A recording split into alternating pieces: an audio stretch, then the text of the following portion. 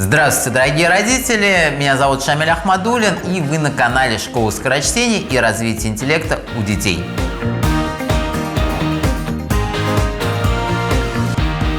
В прошлом видео я давал краткий обзор проблем, которые мешают ребенку успешно учиться в школе. И сегодня начнем разбирать каждую проблему максимально подробно. Итак, первый такой огромный пласт проблем – это нейропсихологические проблемы. Итак, что это такое, как их решать, расскажу в этом видео. Поехали! Что такое нейропсихологические проблемы? Наш мозг от младенчества до взрослой жизни развивается. Развиваются разные его участки, и эти разные участки отвечают за абсолютно разные процессы в головном мозгу. Что бывает, если какой-то из этих участков не развился? Давайте приведу очень простой пример, который очень люблю, очень часто привожу. Допустим, ребенок в детстве не ползал, то есть практически сразу встал на ножки и начал ходить. Большинство родителей искренне этому радуются, потому что думают, что какой мой ребенок молодец, какой мой ребенок будущий гений, сразу начал ходить. В действительности это плохо. Почему?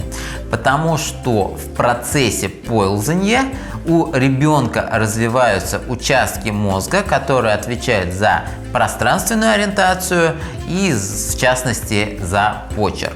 То есть эта тема очень сложная. Понятно, что нельзя дифференцировать и очень явно выделить, что за что отвечает, но есть прямая зависимость, что вот эти участки отвечают как раз таки вот за такие-то навыки. И что происходит в начальной школе или в начале средней школы с таким ребенком? У этого ребенка появляются огромные и очень серьезные проблемы с почерком. То есть ребенок пишет, как курица лапой, прям отвратительно. Учителя снижают оценки, учителям это не нравится, понятно, да, кому понравится вот в этих кривых каракулях разбираться. Вы пытаетесь с ребенком что-то делать, заставляете его переписывать домашние работы, покупаете какие-то инновационные прописи, заставляете ребенка их прописывать, вводите на различные курсы ребенка, на курсы каллиграфии, но, к сожалению, это не помогает. Почему? Потому что эти участки мозга не сформировались, и, соответственно, почерк поставить такими стандартными средствами практически невозможно. А что нужно делать? Какие упражнения выполнять, для того, чтобы все-таки эту проблему решить? Надо поползать. То есть простые упражнения, тоже ползание, когда ребенок уже, например, в свои 12 лет ползает буквально 3-4 минутки в день, причем полноценно, двигаясь и руками, и ногами, ползает по полу, и буквально через 3-4 недели в большинстве случаев серьезные проблемы с почерком исчезнут. То есть те участки мозга, которые не сформировались, начинают формироваться, и, соответственно, почерк улучшится. Это такой очень тривиальный, очень простой пример, но реально это работает. Вообще, какие проблемы входят вот в этот блок нейропсихологических проблем? Во-первых, это гиперактивность, либо наоборот медлительность. То есть, когда ребенок сидит, постоянно ерзает на стуле, в школе не может долго усидеть на месте, учителя жалуются, что он не просто постоянно дергается, отвлекается, но еще и отвлекает других детей. Другая ипостась этого недуга – то, что ребенок, наоборот, не гиперактивный, а наоборот очень медлительный, постоянно летает в облаках, невозможно его как-то расшевелит, то есть вот он такой медленный, все делает очень медленно, медленно одевается, медленно делает уроки. Это примерно схожая проблема. Следующий вид проблем, как я уже сказал, это почерк и чтение. То есть называются проблемы там с чтением, да, дисграфия, дисграфия, проблемы с почерком, когда, например, у ребенка либо очень плохой почерк, либо он зеркалит буквы, их переворачивает, пропускает буквы, вот это называется дисграфия, да, новое слово для большинства. Дислексия – это когда ребенок не видит какие-то буквы, видит их не так, но это такой, скажем так, физиологический недуг. В большинстве случаев это не серьезный медицинский диагноз. В большинстве случаев, да, бывают случаи, когда это серьезный медицинский диагноз, который, в принципе, наука не знает пока, как лечить. В Штатах, в Израиле есть медикаментозные способы решения этой проблемы, но они не особо эффективны. Но в большинстве случаев по своим клиентам могу сказать, что это такая, скажем так, псевдодислексия, да, то есть связанная с небольшими нейропсихологическими нарушениями и, соответственно, специальными упражнениями, специальными комплексами она решается. Следующий блок проблем – это неуспеваемость по 3 и более предметам. Да, бывают проблемы с низкой успеваемостью, когда ребенок по какому-то предмету, например, по математике, не понял несколько тем, это все накопилось, наложилось, и вот он по математике начинает плохо учиться. Но при этом по остальным предметам все достаточно хорошо. Если у вашего ребенка проблемы по 3 и более предметам, это повод задуматься, потому что чаще всего такие проблемы имеют именно нейропсихологические корни, да? Когда несколько каких-то областей мозга недостаточно развиты, друг на друга эти проблемы накладываются, и вот низкая успеваемость по большинству предметов, и почерк плохой, и читает ребенок плохо, и запоминает отвратительно, в общем, вот все плохо. Многие родители пытаются решить эту проблему с помощью репетиторов, это такой неправильный подход. Почему? Потому что репетиторы не смогут решить эту проблему, они будут просто решать последствия этой проблемы. То есть, да, успеваемость может повыситься за счет того, что репетитор либо очень подробно разжевывает материал, либо делает домашнее задание вместо ребенка, но это не решение самой проблемы. Проблема именно нейропсихологическая, нужны специальные упражнения, нужны специальные подходы для того, чтобы вот с успеваемостью эту проблему решить, потому что если ее не решать, то, соответственно, ничего хорошего не будет, да, потому что количество предметов будет увеличиваться, сложность предметов будет увеличиваться, то есть вам придется нанимать либо еще больше репетиторов, но репетиторы не смогут за вашего ребенка ОГЭ и ЕГЭ написать, а сам он сделать это успешно, к сожалению, при таких недугах не сможет. Ну и четвертая проблема нейропсихологического характера – это проблемы с вниманием. То есть ребенок постоянно отвлекается. Да, это может быть дополнительно к гиперактивности, дополнительно к, например, дисграфии, да, к тому, что ребенок криво, плохо пишет. То есть ребенок не может достаточно длительное время, несколько минут, сконцентрироваться для того, чтобы что-то, какую-то домашнюю работу сделать. Тут, как я уже говорил, тоже корень проблемы нейропсихологический, нужны определенные упражнения для того, чтобы эту проблему решить. Проговорили про проблемы, про причины, теперь давайте поговорим про то, как решать. И я дам некоторые упражнения, которые вам в этом помогут. Ну, во-первых, нужно понять, что это проблему нужно комплексно решать, и решается она достаточно длительный промежуток времени. Но большинство из вас знает, что я основатель школы скорочтения и развития интеллекта у детей. Да, у нас есть курсы скорочтения, в которых мы ребенка буквально за 10 занятий навыку обучаем. Есть там курсы развития памяти, либо курсы каллиграфии. То есть это для среднестатистических детей отлично работает. Здесь все происходит значительно дольше, потому что нам необходимо в мозгу фактически произвести физиологические изменения. То есть комплекс занятий – это 3-4 месяца и так далее. У меня, я не знаю, к моменту выхода этого видео курс нейропсихологический для родителей есть или нет, но посмотрите ссылку в описании под этим видео. Если мы его уже выпустили, то, соответственно, можно на него записаться.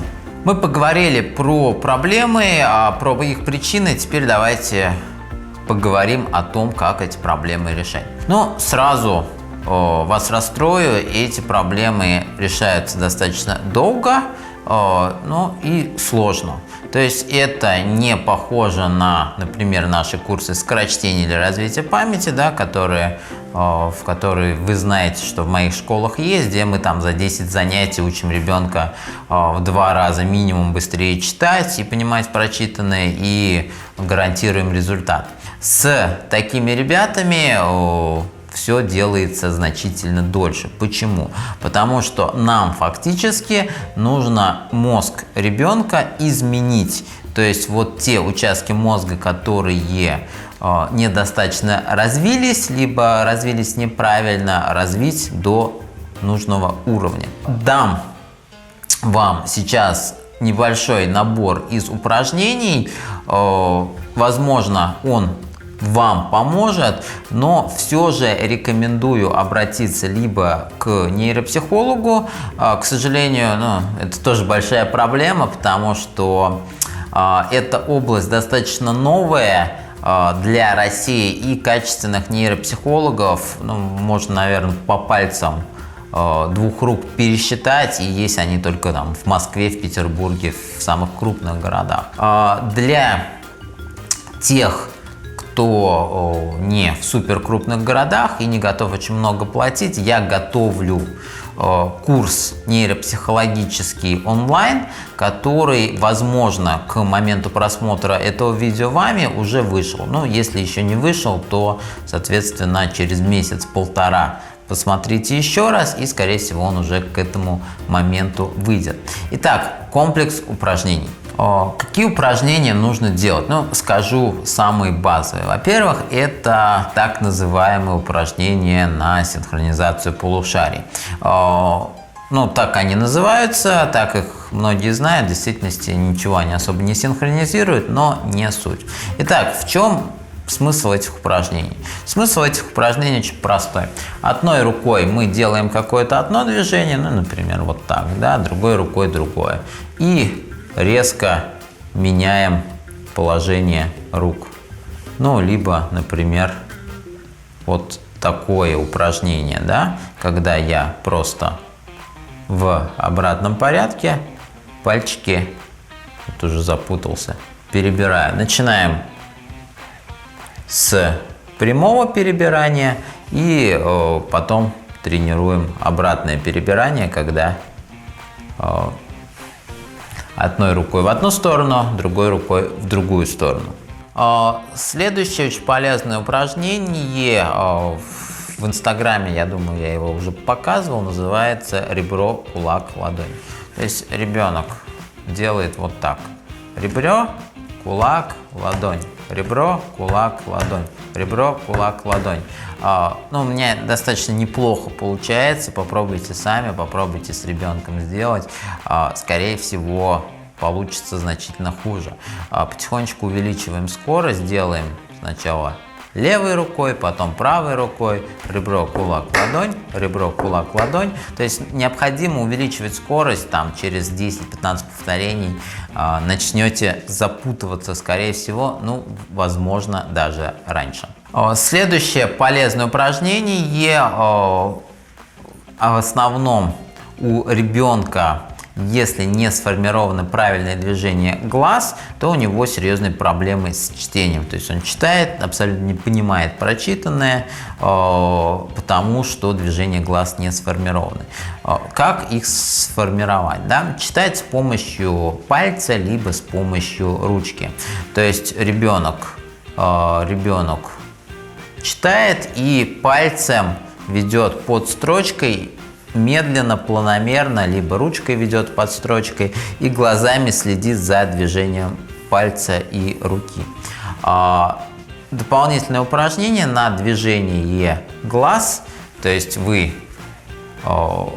палец указательный ставите перед глазами ребенка и двигаете то в одну, то в другую сторону. Задача ребенка следить за движениями пальцев. Очень часто у ребенка не сформированы вот эти правильные глазодвигательные движения, и, соответственно, в этом кроется причина, например, плохого чтения. Следующее очень полезное упражнение – это вот такие вращения медленные рук. Но амплитуду нужно делать чуть больше, чем у меня, в одну сторону, в другую сторону. Буквально по 15-20 вращений нужно выполнять. Еще одно упражнение, которое нужно в этом комплексе делать, это ползанье. Но я показывать его не буду, я понимаю, что большинство из вас прекрасно знают, как ползать, вот как солдат, ручками, ножками. То есть ребенок ложится на пол и буквально пару минут, 2-3 минуты туда-сюда, в самой большой комнате вашей квартиры, ползает на животе с максимальной амплитудой рук и ног.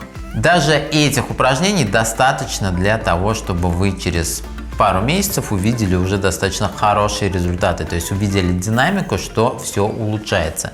Да, все значительно сложнее, то есть понятно, что нужно разбираться, диагностировать проблему вашего ребенка, да, чтобы комплекс подобрать максимально под вашего ребенка, упражнения подобрать максимально под вашего ребенка, потому что таких упражнений не единицы, а несколько сотен и тысяч. И понятно, что если подобрать упражнения именно под вашего ребенка, то результаты будут сильно лучше. Но это мы делаем на нашем онлайн-курсе, да, где наши специалисты, где я с вашим ребенком работаем, так делаем. Но даже вот этот небольшой комплекс, он достаточно для того, чтобы увидеть динамику, увидеть, что это реально работает. Выполнять упражнения нужно ежедневно и тратить на это всего 5-7 минут. То есть 5-7 минут на все упражнения. Это не затратно по времени, это не утомительно для ребенка. Можно в перерыве между выполнением домашних заданий этот комплекс делать, но это, во-первых, отличная физическая разминка, но польза, нейропсихологическая польза от этих упражнений тяжело переоценить. Ну что ж, мы разобрали нейропсихологические проблемы, их причины и методы, как с ними бороться, как их решать. Ну а в следующих видео поговорим про другие причины низкой успеваемости вашего ребенка и о способах, как эти проблемы решать. Спасибо за ваше внимание. С вами был Шамиль Ахмадуллин. Успехов в учебе. Пока-пока.